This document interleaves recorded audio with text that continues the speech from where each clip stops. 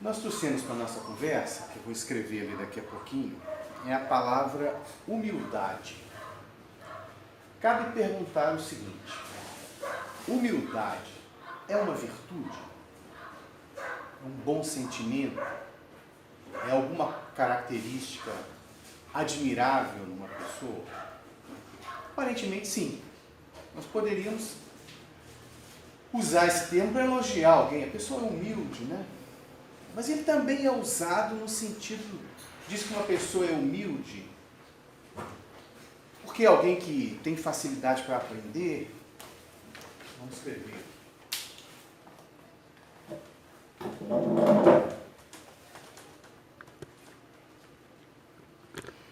A pessoa, para poder aprender, precisa de humildade. Quem não é humilde não consegue aprender. Mas também poderíamos dizer assim, uma pessoa muito humilde, querendo dizer que talvez é uma pessoa muito pobre, ou uma pessoa sem grandes condições intelectuais. Não necessariamente a palavra tem um sentido positivo. Existe uma certa confusão, uma certa dubiedade nessa palavra. Mas, indiscutivelmente, segundo o Evangelho, como nós o entendemos, humildade é uma virtude. Essa é a primeira pergunta. Eu vou escrever a pergunta aqui.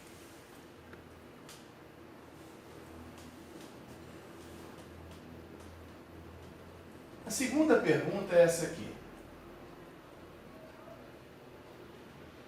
O humilde sabe que é humilde? Essa é uma pergunta interessante. Você pensar para a pessoa assim: eu sou mais humilde que você. Não faz muito sentido, né? Ou como dizia um companheiro, eu tenho orgulho da minha humildade. Né? É claro que ele estava fazendo uma brincadeira. Mas é para a gente pensar também. Se a pessoa tem, por exemplo, consciência do seu conhecimento, consciência das suas habilidades, da sua capacidade, ele seria humilde? Tem como alguém ser humilde? Sabe, suponha que seja realmente uma pessoa muito inteligente, muito capaz. Se ele sabe disso tudo, sabe do que ele é capaz, então ele não é humilde.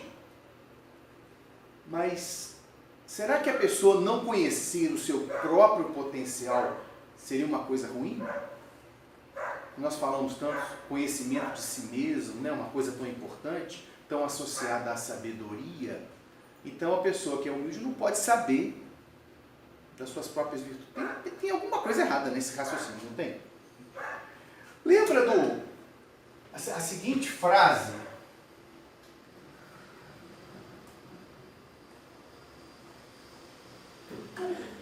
Essa frase aqui você já deve ter ouvido: só sei que nada sei.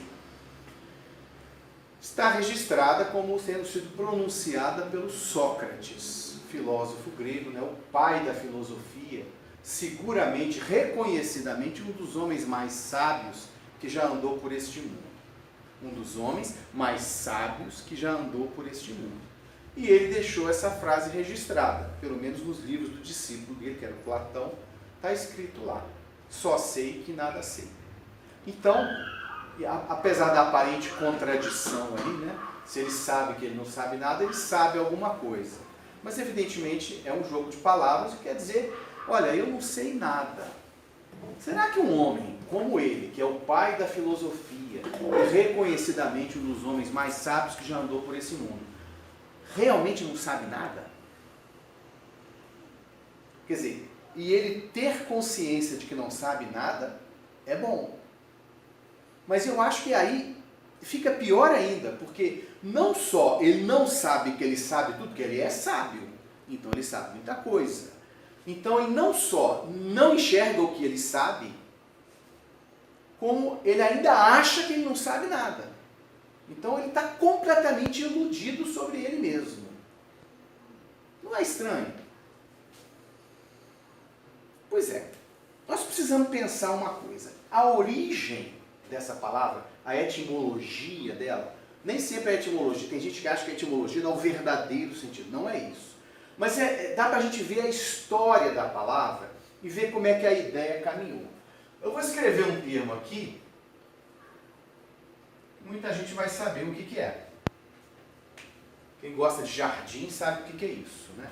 Humus, deixa eu ficar aqui no lugar que apareça. Humus, nós hoje usamos como aquela terra preta, aquela terra cheia de matéria orgânica, né? Que nós normalmente misturamos na terra do jardim. Uma terra muito boa, muito fértil, não dá para usar na agricultura, porque aquela quantidade seria proibitiva, mas nosso jardinzinho, nosso canteirinho de flor, a gente coloca ali. Então está associado à terra. Em latim, ou seja, na etimologia, humus queria dizer simplesmente terra. E a palavra humilde vem daí. Olha, está associada ao chão. Então, a palavra latina que corresponde, que deu origem à nossa palavra humildade, quer dizer aquilo que está no chão, aquilo que é de baixo. Se nós pensarmos bem, os romanos antigos eram um povo muito orgulhoso.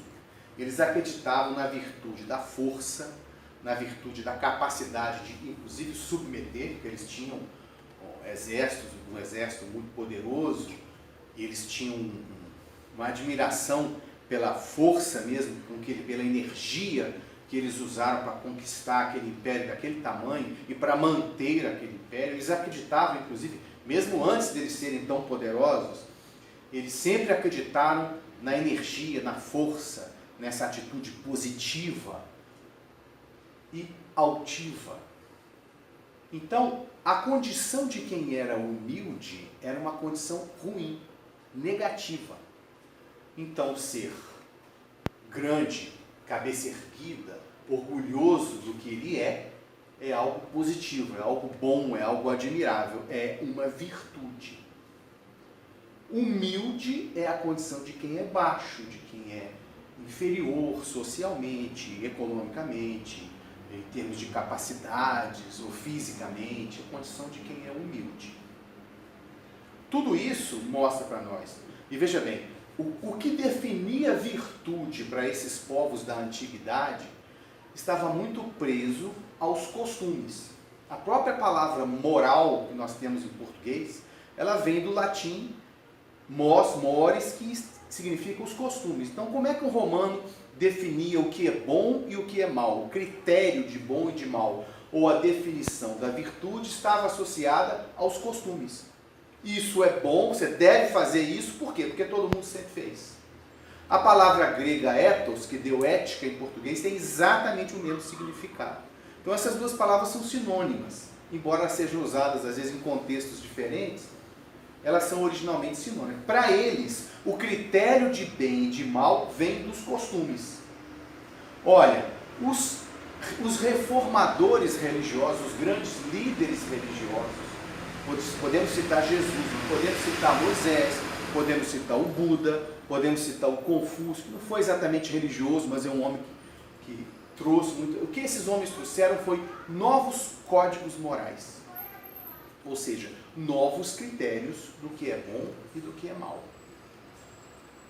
Então existe um código moral cristão, existe um código moral hebraico, que vem dos ensinamentos de Moisés e dos profetas. Cada povo tem o seu código, mas quando houve grandes reformadores, eles deixaram a sua marca e imprimiram essa marca nos povos que eles lideravam. Não que esses povos não tivessem, muitas vezes, distorcido esses critérios de virtude. Vou citar alguns exemplos. Jesus se pegou muito contra os fariseus da época dele, né? Inclusive ele aceitava gente humilde perto dele, humilde nesse sentido social. Ele jantou com um publicano. O publicano era um homem pobre, mas era um homem mal visto, considerado um pecador, um traidor da pátria, do povo, porque ele trabalhava para cobrar impostos para entregar para os romanos, que era o dominador estrangeiro. Então, ele é mal visto por todo mundo. Além do que, muitos deles não eram exatamente honestos. E além de cobrar imposto para o dominador estrangeiro, ele ainda fazia e pegava um para ele de vez em quando. Muitos deles eram assim, a gente dá a entender o que o Evangelho conta. Jesus andava cercado de prostituta, andava cercado de gente de má vida, andava cercado muitas vezes de estrangeiros, que o judeu era muito rigoroso com isso, samaritano, né? E leproso também. Quem quer que o procurasse, ele recebia. A única turma com quem ele se pegava, mesmo que ele foi duro, foi com os fariseus. A gente pode se perguntar por quê. Não é difícil enxergar. Os fariseus eram os cultores da moral externa. Aquele costume de fazer cumprir os seus deveres religiosos à luz do dia, à vista de todos, para que ele fosse admirado pela sua virtude religiosa. E Jesus mesmo disse, esses já receberam a sua recompensa.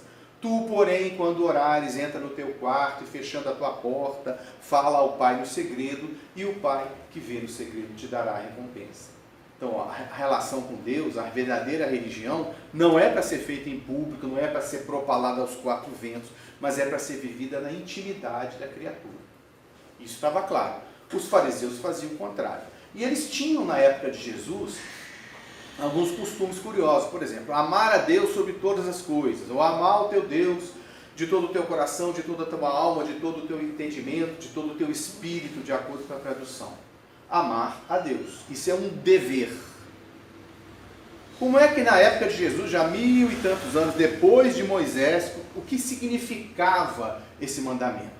Fazer determinados sacrifícios lá no templo, oferecer bens materiais, ou seja, chega lá, comprava o carneirinho, eles matavam o carneirinho lá no altar, e o carneirinho ficava lá para o templo e tal, então custou um dinheiro para ele. Se fosse pobrinho, ele levava só uma pomba. Se fosse muito rico, ele levava um boi. Isso era amar a Deus. Então, sabe quando a lei já passou no Congresso e que eles têm que regulamentar a lei? Ou seja, preencher os detalhes, amar a Deus. Mas como é que eu amo a Deus? Vem cá, vou te explicar. Você faz o sacrifício de tanto e tanto tempo, paga aí, manda alguém fazer e está tudo certo. É claro que o espírito do amor a Deus, a essência do amor a Deus já se perdeu. Honrar pai e mãe, para citar só mais um exemplo. Honrar pai e mãe é um mandamento de uma sabedoria indiscutível. Quem discutiria a virtude de se honrar o próprio pai e a própria mãe? Quem quer que não faça isso, mesmo que os pais o pai e a mãe não tenham sido exatamente exemplos, a pessoa nunca fica em paz consigo mesma. Ela tem que honrar de alguma maneira. Ah, mas a sua mãe já fez tantas com você, por que agora que ela está idosa, você está cuidando dela? Porque ela é minha mãe. Ela é minha mãe. Assim, mas ela é minha mãe. Quer dizer, ela faz parte da minha essência. Se eu não estou em paz com ela, eu não estou em paz comigo mesmo. A sabedoria lá de Moisés, ou do Jeová, que ditou para Moisés lá no Monte Sinai, era honrar o pai e a mãe, porque isso é essencial para a criatura viver em paz com a sua própria essência. Sabe como é que era honrar pai e mãe na época de Jesus? Tinha uma prescrição lá no templo. Era tanto e tanto dinheiro que ele tinha que dar para o pai e para a mãe de tanto e tanto tempo. Era assim que eles honravam o pai e a mãe. Facilitava a vida de todo mundo. Inclusive foi por isso que quando aquele moço rico veio para Jesus pedindo para ter a vida eterna, Jesus falou para ele, observe os mandamentos. Ele fala, mas isso eu já faço. É claro que faltava alguma coisa e o moço sabia que faltava, mas ele não sabia o quê. Mas ele sabia que só dar dinheiro para os pais e fazer o sacrifício, suas oferendas no templo, é evidente que isso não era tudo. Faltava muita coisa. E ele pergunta para Jesus, isso eu já tenho feito desde a juventude. Jesus fala para ele assim, se queres ser perfeito, vai e vende tudo que tens, terás um tesouro no céu. E dá para os pobres, perdão. E terás um tesouro no céu. Depois vem e segue-me. Aí ele não foi, porque aí vender tudo que ele tinha e dar para os pobres já era muito para ele, porque ele tinha muito. Tudo isso dá para a gente ver que os fariseus, nesse caso, era a turma que vivia a virtude externa. Por isso que Jesus se pegava com eles. Por quê? Quem vive a virtude externa vive em torno de uma máscara, atrás de uma máscara social em que ele veste. E quem veste a máscara por muito tempo começa a se confundir com a máscara. É igual se uma roupa que eu vestisse ela, sempre que eu me olho no espelho, eu estou com aquela roupa. Ou então um penteado, ou uma barba no caso dos homens, ou um tipo de óculos, a gente começa a achar, começa a fazer parte da gente. Claro que é só um detalhe, né? O cabelo, a barba, os óculos. Mas quando nós vestimos uma atitude diante da sociedade, nós começamos a acreditar naquilo. O Chacrin, aquele antigo apresentador de televisão, ele dizia que todo mundo acredita em elogio. Todo mundo, qualquer pessoa. Você pode dar o elogio mais absurdo, falar assim, Ricardo, você está muito forte, fala para mim assim, você está magrinho, você emagreceu, eu vou acreditar. Falar, é mesmo? Você acha mesmo? Por quê? Porque a gente gosta, isso faz bem para nós, faz bem para o ego, faz bem para aquela estrutura dentro de nós que nós gostamos de cultivar. Mas, humildes eles não eram. Ninguém acreditava em ser humilde. Ser humilde é ruim. Até hoje existe muita gente que acredita que a fé e a dedicação são recompensadas neste mundo com a prosperidade material. Quando, na verdade, nós sabemos que a prosperidade material é apenas uma condição para a gente realizar o que tem que ser realizado na Terra e muitas vezes é uma prova na qual muita gente falha. Por quê? A abundância material implica também um dever de fazer bom uso daqueles recursos que são emprestados, que são cedidos, que nem lá na parábola dos talentos. Ele entrega os bens, o que você vai fazer com isso? Ele tem que fazer boas coisas, porque depois vai ser cobrado, vai ser prestado contas. Nada do que nós temos aqui na Terra é nosso. Então, tudo aquilo existe e nós acreditamos, isso é Deus que me deu, porque eu fui bom. Na verdade, esse sentido da vida aqui para nós não é o último sentido. A vida na Terra só serve para nos ensinar alguma coisa. Então, a condição de quem é humilde, né, nesse sentido antigo, de quem está por baixo, ou daquele que não é humilde, ela se traz daí. Então, na época de Jesus, o humilde é quem estava por baixo. Posso até imaginar um romano falando latim, chamando o outro de humilde para ofendê-lo. Tá? Não sei se isso acontecia, não sei se chegava a tanto, mas conseguimos até imaginar. Aí, vem Jesus e diz o seguinte: bem-aventurados os pobres de espírito, porque deles é o reino dos céus. A gente começa a se confundir. Primeira confusão é o que é pobre de espírito. Espírito é um termo que nós no Espiritismo evidentemente usamos em dois sentidos. Um, nos referindo às individualidades, aos indivíduos desencarnados, aqueles que se comunicam na reunião mediúnica, aqueles que ditam livros pelos médicos, são os espíritos. O espírito Emmanuel, o espírito Joana de Ângeles. Também usamos esse termo, né, no livro dos espíritos ele é usado assim, para indicar o elemento espiritual do universo. Segundo o livro dos espíritos, no universo existe Deus, espírito e matéria. Com alguns detalhes a mais aí, mas basicamente é isso. O espírito não é Deus, o espírito não é matéria. O espírito é a inteligência, o elemento inteligente do universo, que não é a inteligência suprema que é Deus. Então, nós aqui somos espírito, nós somos uma individualidade que pensa, que sente. Somos também um corpo físico, sabemos que esse corpo existe. Então a palavra é usada nesses dois sentidos. A origem da palavra espírito é vento, simplesmente. Por isso que ele fala que o espírito sopra onde quer. Na verdade está falando do vento, né? Mas a palavra espírito também é usada no sentido da pessoa sagaz, inteligente, pessoa de espírito ou pessoa espirituosa. Quer dizer, aquele que tem às vezes uma língua afiada, que tem um certo humor, mas que reage rapidamente e consegue dar a resposta certa. E na filosofia, a palavra espírito se refere ao indivíduo pensante. Quero me referir a uma pessoa, eu falo dele, ele tem uma série de características, mas quando eu quero me referir ao intelecto, simplesmente, que muitas vezes é aquilo que o filósofo está interessado, ele fala o espírito. Um confronto entre espíritos, por exemplo, é um confronto entre dois intelectos, dois homens inteligentes, discutindo uma ideia, confronto entre espíritos.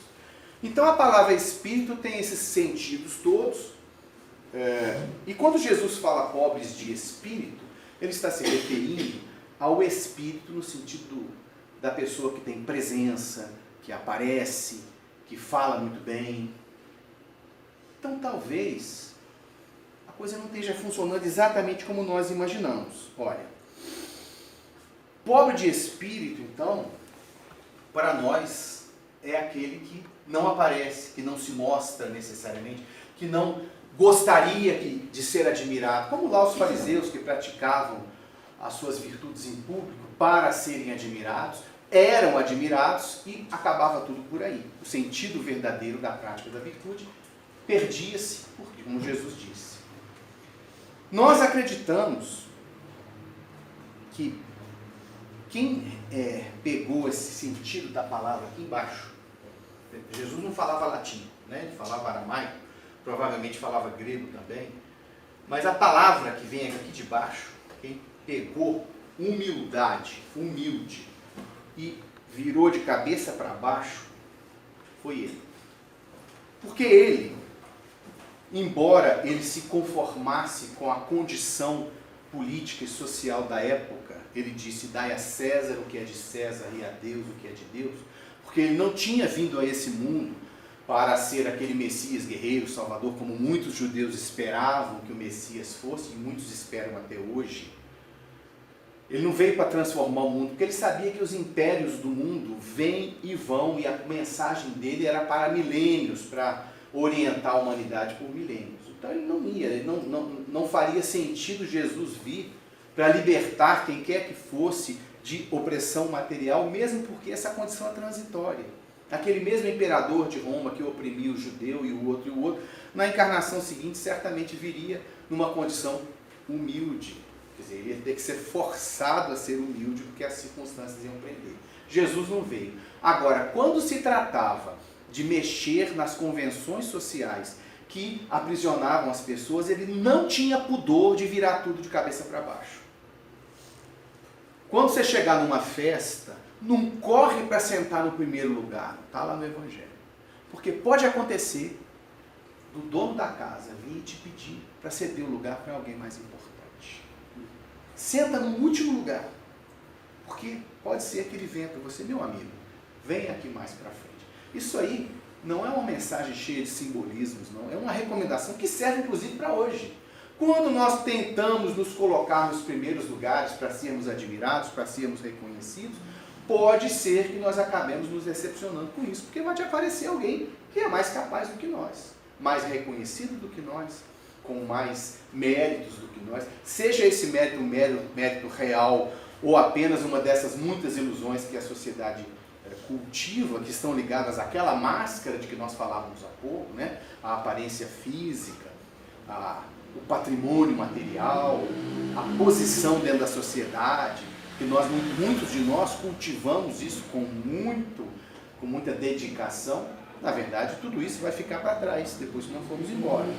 Mas nós gostamos disso, nós cultivamos isso, e aí vamos atrás dessas coisas. Pode ser que esse lugar que você está querendo ocupar aí seja melhor ocupado por alguém que apresenta mais, seja de uma virtude verdadeira, seja de uma máscara mais bonita que a sua. E ele vai te tirar daí. O que ele está dizendo? Vai, senta lá embaixo, senta no último lugar. Essa é sempre a melhor posição. Por quê? Porque alguém pode chegar, não é para a gente sentar lá e ficar esperando, poxa, Jesus falou que eu ia sair daqui, né? Porque muitas vezes o nosso lugar é aquele mesmo. Mesmo porque posição de destaque aqui no mundo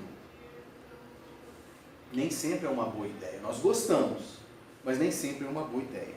Então, parece que a humildade, embora fosse uma condição, uma palavra que se referisse a uma condição baixa na sociedade, Jesus a promoveu a uma virtude. E ainda prometeu para esses o reino dos céus. Não é pouca coisa. Por que o reino dos céus? O reino dos céus não é para onde todos nós vamos? Não. Talvez sim, um dia, né? Possivelmente um dia. Mas provavelmente só quando nós formos pobres de espírito. Quando nós aprendermos a humildade. Então já respondemos aqui a primeira pergunta. Eu acho que não resta dúvida, pelo menos estamos bem acompanhados. Jesus e muitas outras pessoas acreditavam que ser humilde é uma virtude. Então nós podemos elogiar alguém, elogiar a sua humildade. Mas aí cria esse problema.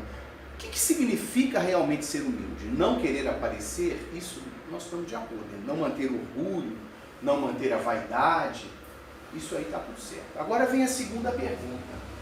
Será que o humilde sabe que ele é humilde? Porque se a humildade é uma virtude, numa sociedade cristã, ela é admirada, como é a caridade, como é né? Aquelas virtudes todas que nós admiramos, mesmo a sabedoria, né? A piedade, a misericórdia, e assim por diante. Então, eu devo cultivar a minha humildade. Será que eu posso ter orgulho da minha humildade? Será que eu preciso saber, tem que dizer, gente, eu sou muito humilde. Evidentemente, isso é uma contradição. Escutamos muitas vezes uma pessoa dizendo, o Chico Xavier não sabia quem ele era, porque ele era muito humilde.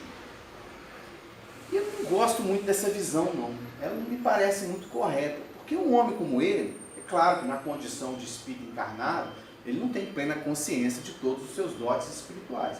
Mas que ele era um espírito com uma capacidade enorme, inclusive de ser humilde, é indiscutível.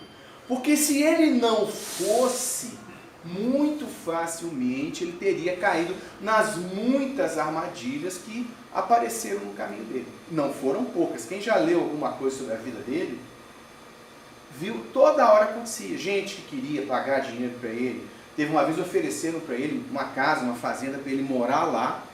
A pessoa pagaria um salário para ele ficar lá psicografando os livros dele em paz. Parece muito bom, né? Bacana e tudo. Porque talvez a pessoa que ofereceu estivesse bem intencionada. Realmente, a pessoa às vezes tem condição financeira, tem respeito por ele e gostaria de dar a condição. O Emmanuel falou, não senhor, nada disso, vamos embora daqui. E ele não caiu em nenhuma dessas armadilhas. Porque ele sabia que toda vez que nós somos impulsionados a valorizar essa máscara, mesmo que seja muito sutilmente, nós começamos a acreditar nela. E ele se negava a isso. Mas ele não se negava a isso deixando de reconhecer a própria condição. O espírito não realiza uma tarefa como a que ele realizou se ele não souber quem ele é e não souber qual o propósito dele na vida. Nenhum de nós poderia conquistar virtude sem conhecer a si mesmo. Como é que eu vou mudar o que eu sou se eu não sei o que eu sou? Aquele trechinho da questão 915, né, do Livro dos Espíritos, do Conhece-te a Ti Mesmo? 919, isso. Em que o Espírito Agostinho recomenda, quem deseja conhecer a si mesmo, ele fala, como eu fazia na Terra, no final do dia, eu passava meu dia em revista e perguntava para mim mesmo, o que eu fiz que eu podia ter feito melhor?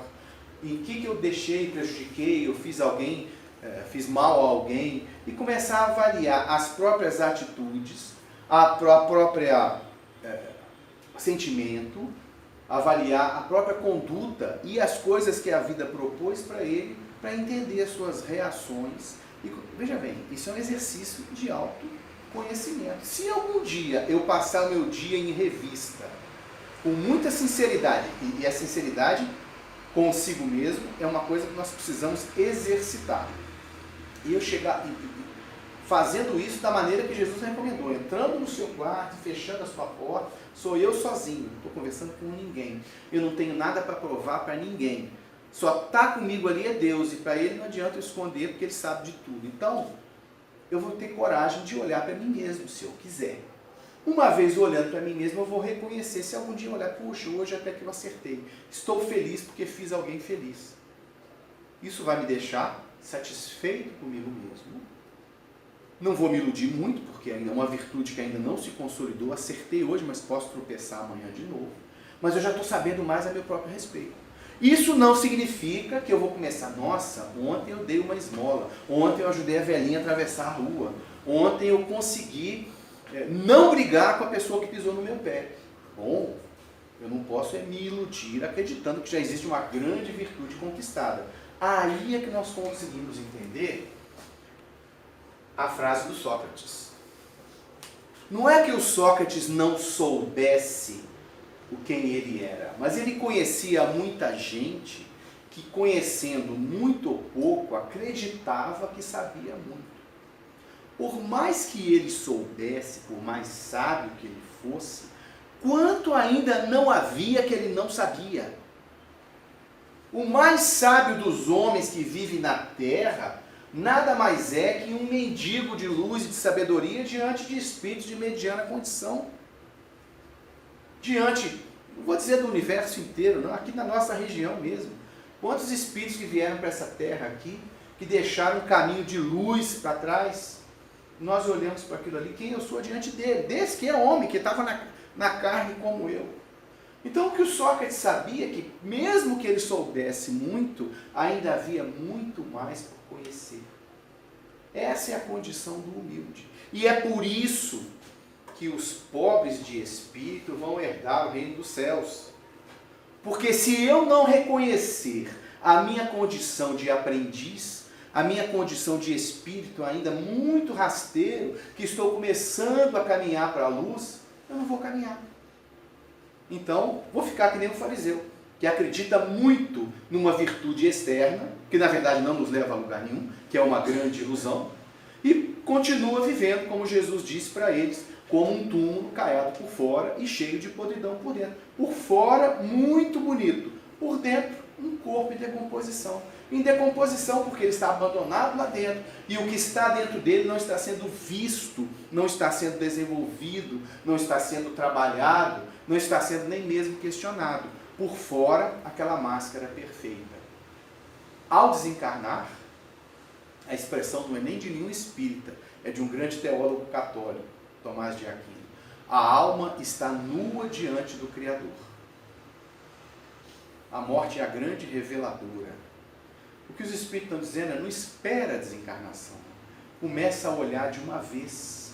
Olha para trás das máscaras. As máscaras apenas nos iludem. Elas são necessárias para nós vivermos.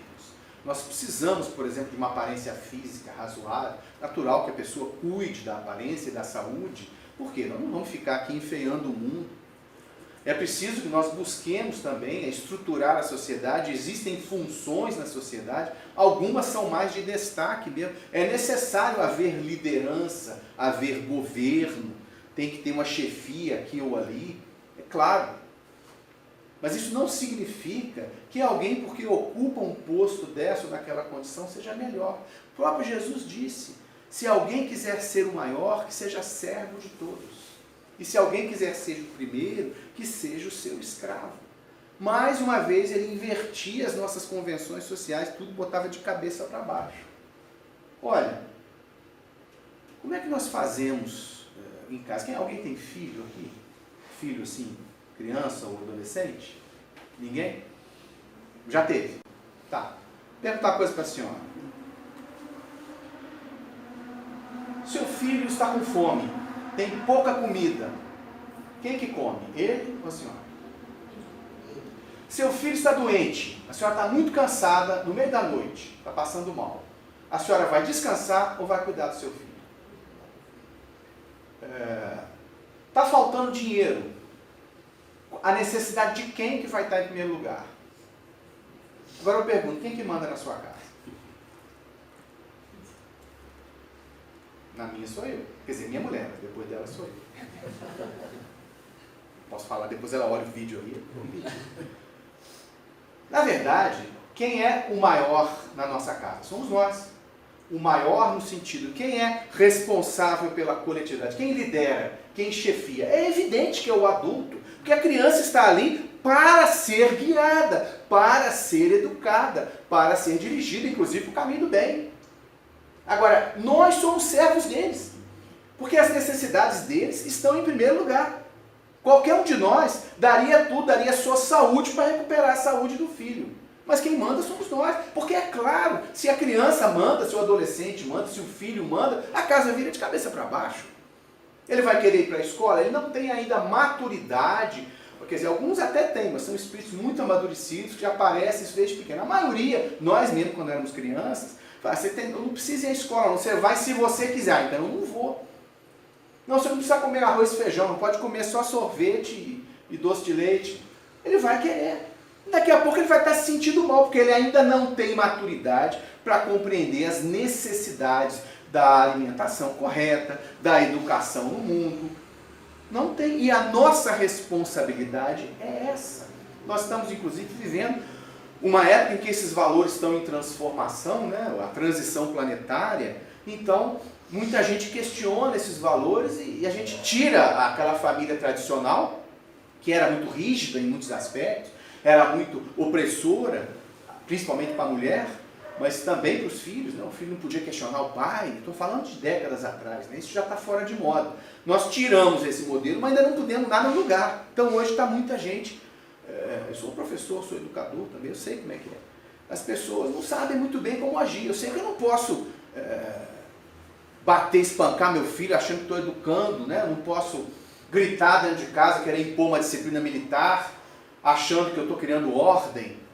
Então, isso nós já sabemos que não pode ser feito. Mas o que tem que ser feito? Muitas vezes nós não sabemos. Mas não resta dúvida que a nossa função dentro de casa é de servos. E também de líderes, de maiores, de chefes. Porque nós temos a responsabilidade de educar, de guiar, de dirigir os nossos filhos até que a maturidade chegue e eles possam guiar a própria vida. E vão assumir a responsabilidade pela própria vida. Mas as necessidades deles estão sempre em primeiro lugar. Nós somos servos deles. É uma coisa muito curiosa, que Jesus já estava dizendo isso lá atrás. Quem quiser ser o maior, que seja servo todo. Imagina que beleza o dia que nós entendemos isso, e quem quer que assuma alguma posição de liderança no nosso mundo, compreenda que ele está ali para servir a todos. Evidentemente, nós estamos longe disso. Poucos governantes na história da humanidade entenderam isso. Tem os registros aqui e ali, um rei aqui fala, eu sou servo do povo. Mas a maioria não entendia. Mesmo porque nós tendemos a acumular as pessoas que ocupam essas posições de honrarias, de bajulações, pelo próprio poder. E aí nós criamos um círculo vicioso, em que nós bajulamos para obter alguma migalha que venha do poder, e aquele que está ali acredita no elogio, como Chacrinha acreditava, já dizia. E aí fortalece a máscara e a essência vai virando toda a podridão, como no interior dos túmulos. Por essa ocasião, os discípulos se aproximaram de Jesus e lhe perguntaram: quem é o maior no reino dos céus? Os discípulos. Não sei se eles pensaram assim, será que sou eu? Não sei se era isso que eles estavam pensando. Jesus, chamando assim um menino, o colocou no meio deles e respondeu: digo-vos em verdade, que se não vos converterdes e tornardes quais crianças, não entrareis no reino dos céus. Aquele, portanto, que se humilhar, olha aí, humilhar é uma coisa ruim, né? Humilhar uma pessoa tem a mesma raiz, tá? Humilhar, humilde, humus. Humilhar é ruim. Fala, eu humilhei você. Ninguém vai ficar satisfeito. Que se humilhar e se tornar pequeno como esta criança, será o maior no reino dos céus. Olha aí. Não está clara a mensagem? Quer dizer, eu vou ter que agir igual criança? Andar embaixo, assim? Quem acha que é isso é porque está que nem o Nicodemos, quando Jesus falou de reencarnação. Como é que o homem velho voltava à barriga da minha mãe? Você não está entendendo nada. A essência é o espírito, não é o corpo, mas ele ainda não tinha compreendido. Aqui também. Qual é a condição da criança? Acabamos de dizer. De quem é guiado, de quem aprende. Quem tem um filho, quem trabalha com educação, então sabe. Ensinar uma criança é muito mais fácil do que ensinar um adulto. Nós mesmos sabemos, olha, aprender alguma coisa nova depois de mais velho é difícil. Qualquer habilidade, andar de bicicleta, nadar, tocar um instrumento musical, escrever e ler, aprende. Até a medicina explica isso, é a estrutura do sistema nervoso que ele vai perdendo a plasticidade com o tempo, mesmo porque nós vamos aprendendo muita coisa, já tem muita coisa guardada ali. Uma criança que aprende uma língua antes dos 11 anos de idade, fala essa língua como um nativo. Se ela aprende depois, ela vai falar com fluência, mas nunca vai falar como um nativo, com a mesma naturalidade de um nativo. Por quê? Isso é característica do nosso corpo físico. O espírito não tem idade, mas o corpo tem. A plasticidade da capacidade de aprender tarefas motoras vai diminuindo com o tempo. Jesus falou, igual a criança. A criança aprende tudo que a gente ensina na antiguidade. Ela não é claro que o espírito que está habitando aquele corpo pode muito bem ser um orgulhoso terrível, mas enquanto ele é criança, ele recebe esses valores. Até que mais tarde, no início da juventude, aquela carga do que ele é realmente no passado volta, aquele homem velho, né, no dizer dos Espíritos, e aí ele promove uma síntese entre aquilo que entrou de novo pela educação e aquilo que ele já tem, traz consigo uma bagagem de muitas vidas do passado. Aí essa síntese é por conta dele.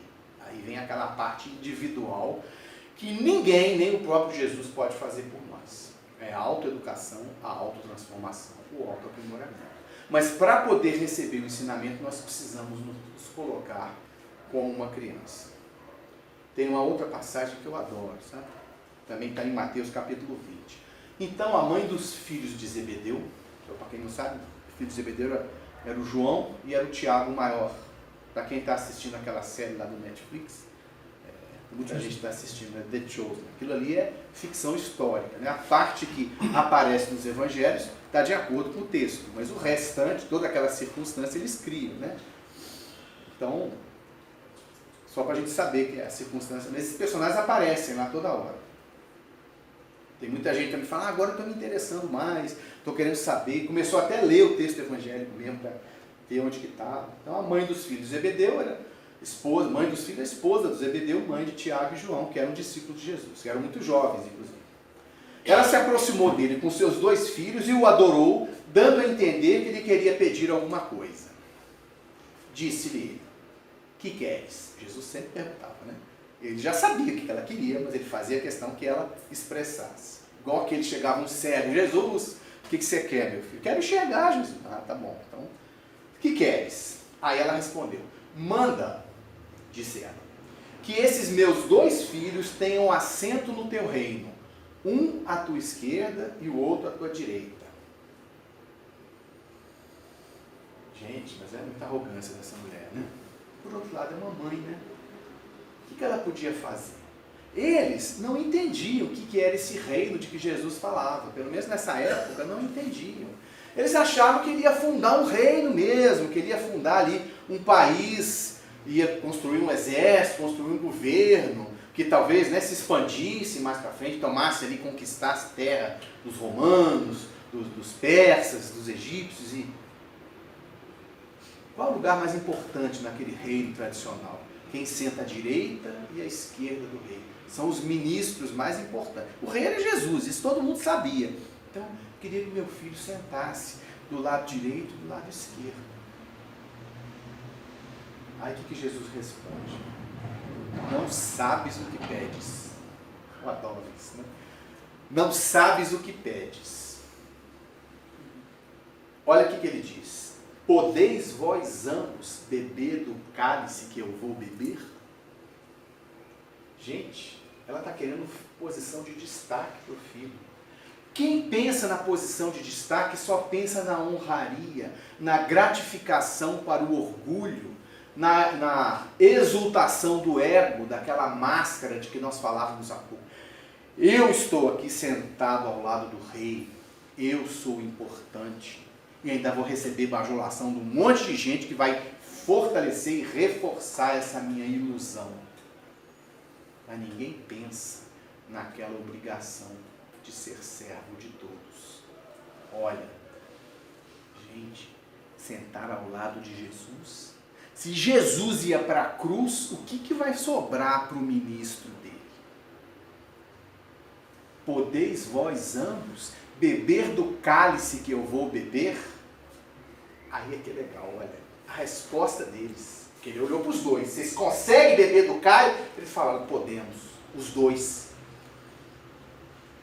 Nós sabemos que João e Tiago não era qualquer um. Podiam ter nascido ali em Cafarnaum, os 2 filhos de pescador, 2 meninos ainda. O João devia ser um adolescente nessa época ainda. Eram os 2 de temperamento apaixonado, como diz o Humberto de Campos lá no Boa Nova. Mas ali, habitando aquele corpo ainda jovem, havia espíritos muito preparados que sabiam o que os esperava no futuro.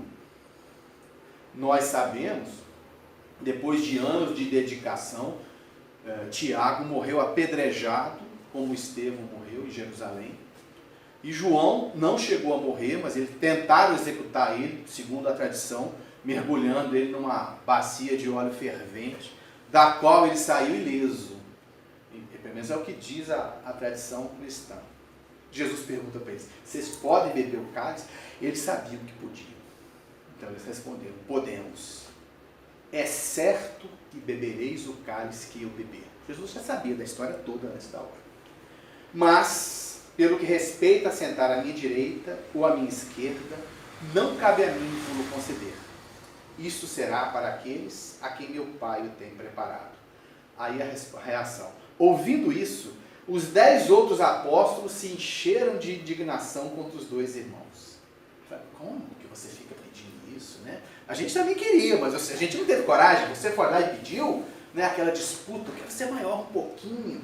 Gente, eles já tinham o privilégio dos privilégios dos privilégios, era discípulo de Jesus. Sentava com Jesus ali de noite para conversar. A gente está aqui, somos só 12 aqui, devia ter mais gente, né? Mas era só 12, de vez em quando era só um grupinho pequeno. Olha o privilégio, mas eu ainda quero ser maior do que ele. E eram os grandes discípulos de Jesus, os santos do cristianismo, estavam lá, um disputando com o outro. Ou seja, essas ilusões não são exclusividade nossa, mas esses homens cresceram muito. E aí? Jesus, chamando-os para perto de si, lhes disse, aí sim, sabeis que os príncipes das nações as dominam e que os grandes as tratam com império. Assim não deve ser entre vós. Do contrário, aquele que quiser tornar-se o maior, seja o vosso servo. E aquele que quiser ser o primeiro, entre vós, seja vosso escravo. Do mesmo modo que o Filho do Homem não veio para ser servido, mas para servir e dar a vida pela redenção de muitos. Quer humildade maior do que essa? Está aqui, ó. Eu não vim aqui para me destacar, eu não vim para aparecer. Eu sou o Filho de Deus vivo, eu sou o Salvador, isso ele sabia, isso era indiscutível. Mas eu não vim para ser servido, eu não vim para me destacar, eu não vim para ser um príncipe entre as nações, eu vim para servir e dar a vida pela redenção de muitos. Quem de nós pode dizer alguma coisa assim? Eu vim para servir. Quem de nós poderia não se entusiasmar com uma posiçãozinha de destaque? Até dentro das instituições religiosas que foram fundadas nominalmente em torno do ensinamento do Evangelho, nós encontramos todo tipo de disputa, de poder, de destaque. As pessoas ficam falando dos padres lá do Vaticano, sentados naquelas coisas. Veio o Francisco aí, deu uma lição boa para todo mundo. Mas o outro Francisco, o original, já tinha dado essa lição e adiantou para algumas pessoas. Mas no centro espírita isso também existe. Eu quero aparecer, eu quero ser presidente, eu quero ser diretor, eu quero ser isso e aquilo. Nós gostamos de nos cultivar a nossa máscara, nos esquecendo de que quanto mais nós cultivamos a máscara, quanto mais nós alimentamos o ego, mais a essência se oculta lá dentro. Vós sois como túmulos caiados por fora e cheios de podridão por dentro. Não é isso que nós queremos nos tornar. Mas quanto mais cultivarmos a aparência, mais nos tornaremos como túmulos caiados por fora e cheios de podridão por dentro. Jesus apresentou Deus para nós de uma certa maneira. Todos os grandes profetas, os grandes sábios da humanidade, de uma maneira ou de outra, trouxeram a sua visão particular. E todos esses aspectos da divindade são aspectos que nos esclarecem alguma coisa. Com alguns deles nós nos identificamos mais. Então Moisés, por exemplo, os profetas do povo hebreu apresentaram Deus como um rei, o rei dos reis, poderoso, e um juiz, um justo, um rei poderoso, porém justo, severo, porém justo. Espera-se de um rei sábio que seja justo, que administre a justiça com a sua autoridade, que recompense os virtuosos e puna os pecadores, os que erram. Jesus chamou Deus de Pai. Até hoje, salvo melhor conhecimento, não conheço outro mestre, outro profeta, que tenha chamado Deus de Pai. Chamaram de muitas coisas, de grande sábio, de essência do universo, de Pai, claro, depois dele nós também passamos a chamar. E no Pai não era só dele, como muita gente pensa, não. Ele, na hora de ensinar a orar, ele fala, o Pai é nosso. O Pai é nosso. A virtude por excelência do Pai é o amor. Nós esperamos muitas coisas de um pai. Na verdade, o pai aí se estende, né? Não está restrito ao gênero masculino, evidentemente. Mas talvez se ele chamasse de mãe, ia ser meio avançado na época dele. Né? Para hoje nós entendemos que poderia perfeitamente. Nós sabemos que o amor pelos filhos é quase que automático, né? Nós temos... O amor pelos filhos surge naturalmente. Tem gente que comete erros terríveis com os filhos, mas são exceções, são aqueles que nós olhamos e ficamos horrorizados. Como é que a pessoa pode fazer isso com o próprio filho? Porque todo mundo ama o próprio filho. Conhecemos até pessoas terríveis, às vezes, que fizeram coisas terríveis para beneficiar os filhos. Cometeram até crimes. Então, assim, mesmo as piores pessoas, é muito difícil que não amem os próprios filhos. Embora haja aí a questão das reencarnações, muitas vezes são inimigos do passado, então surgem conflitos que a gente não sabe de onde que veio. Nós estamos ali para resolver, a gente não sabe de onde que veio, isso é um fato. Mas que existe uma ligação profunda entre pais e filhos, porque isso é da nossa natureza, isso existe. Vou contar uma história muito boa. Caso pessoal, vocês me permitem. Eu tenho um filho adotado. E foi meu primeiro filho, na verdade, o único até hoje. Né? E eu me lembro, a minha esposa tem uma filha do primeiro casamento, então ela já tinha filho, e eu ficava ali me preocupado, porque quando a gente está na fila de adoção, você não sabe quando que vai chegar. A qualquer momento, a pessoa lá da vara de infância liga, ó, tá aqui, vem buscar. Foi exatamente o que aconteceu. Mas eu estava angustiado, porque eu vou receber uma criança, e eu falei para ela assim, como é que eu vou começar a amar ele de repente? Porque ele não surgiu. Na verdade, a gente que é homem, o filho é sempre adotivo, né? A mulher que carrega dentro do ventre, ali, é uma coisa bem mais é a relação mais íntima que existe entre duas pessoas, a pessoa com a própria mãe, que está dentro do corpo dela, cresce dentro do corpo. Eu não se já vivi essa experiência, já deve ter muitas encarnações, né? Porque as mulheres têm. Mas eu falava, como é que eu vou começar a amar ele? De repente vai aparecer e eu até hoje me lembro, né? Foi quase que uma mágica, porque eu peguei ele no colo e eu já era apaixonado por ele. E ele não tinha vindo da barriga, não tinha vindo do meu sangue, mas a juíza me entregou ele na minha mão e eu já era apaixonado por ele naquela hora. Né? Eu gosto de contar isso para ele, ele fica feliz.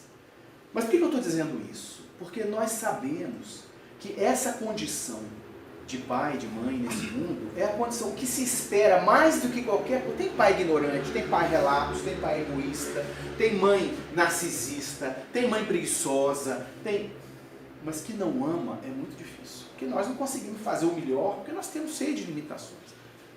Por que Jesus chamou Deus de Pai? Porque mais do que qualquer outra coisa, Ele nos ama. Mais do que ser um juiz, do que um rei que governa o universo, que administra a justiça no universo, não aqui na nossa encarnação, que a gente olha só um pedacinho da nossa história. O mundo não faz muito sentido, o mundo material, só enxergando o grande quadro. Mas os pais, sobretudo, amam os filhos. Isso tem mais uma consequência. Se Deus é pai, nós somos irmãos. Ouvimos falar isso desde criança, mas é o seu irmão. Isso tem um sentido muito profundo. Porque de um irmão, a um irmão nós dedicamos muito mais do que a outros. Eu tenho um irmão problemático, eu tenho um irmão que vive enrolado com dinheiro. A gente reclama, acha ruim e tal, mas não vai deixar de passar necessidade nunca. Eu tenho uma irmã que tem uma vida confusa demais, uma vida afetiva toda enrolada, vive sofrendo, vive chorando. A gente pode dar bronca, pode reclamar, mas abandonar, a gente não abandona. Ninguém desiste, só um ou outro. O comportamento normal nosso, a gente sofre muitas vezes com um parente difícil, mas não deixa para fora. Essa é a condição. Nós somos próximos. Jesus falou o seguinte, olha, todos somos irmãos. Esse irmão de sangue, nós tendemos a considerar mais, mesmo porque temos uma história compartilhada, compreendemos muitas vezes, Né? E como espíritas compreendemos ainda mais, porque o espírito está ali, muitas vezes, repetindo erros do passado, com condições de... pode ser que perto do que ele fez na outra vida, essa aqui já está muito boa, né? Não cabe a nós julgar. Mas nós não conseguimos desistir. Quem desiste da família consanguínea não encontra paz. Vai ficar falando disso a vida inteira. Jesus falou, olha, isso que você sente pelo seu irmão, tem que sentir por todo mundo. São todos filhos do mesmo Pai. E aí, sentirmos-nos melhores do que os outros é uma bobagem. Porque mesmo que eu tenha uma condição, lá de irmão mais velho, que tem um pouco mais de experiência, tem uma condição melhor, qualquer que seja essa condição, até a força física, muitas vezes, né, para proteger, para defender, nós assumimos a responsabilidade, porque é aqueles que estão naquela outra condição. Não é para afirmar inferioridade, mesmo porque essas posições se invertem muitas vezes. Os pais que nos carregaram no colo, muitas vezes vão chegar lá na velhice necessitando de que nós façamos isso por eles. E se não tivermos essa oportunidade, que é uma belíssima oportunidade, muita gente tem medo disso, mas dar essa assistência, eu tinha um amigo muito querido, que ele costumava dizer que ele só amou o pai dele de verdade quando o pai dele ficou doente, já próximo de desencarnar. Porque ele não tinha proximidade física com o pai era um homem muito duro, e quando o pai ficou idoso, ele tinha que pegar o pai no colo, tinha que dar banho, tinha que levar. Que coisa difícil, que coisa pesada, você pegar uma pessoa. Ele falou que foi o momento mais bonito que ele teve com o pai dele, foram os meses que ele cuidou. O pai dele chamava Vem Meu Enfermeiro. E eles criaram um laço de carinho que eles nunca tinham tido ao longo da vida. Então, essas oportunidades são assim, né? A vida nos oferece dificuldades e nas situações mais difíceis nós extraímos, às vezes, uma lição que fica para nós pela vida inteira. Então, a posição que nós ocupamos não serve para que nós nos enchamos dessa importância, dessa ilusão, mas apenas para que nós possamos servir mais. Que o maior, quem quiser ser o maior, seja o servo de todos. Quem quiser ser o primeiro, que seja vosso escravo. Que a sabedoria do Senhor Jesus, tão antiga, tão repetida, mas tão atual e ainda tão nova para nós, possa servir para as nossas reflexões.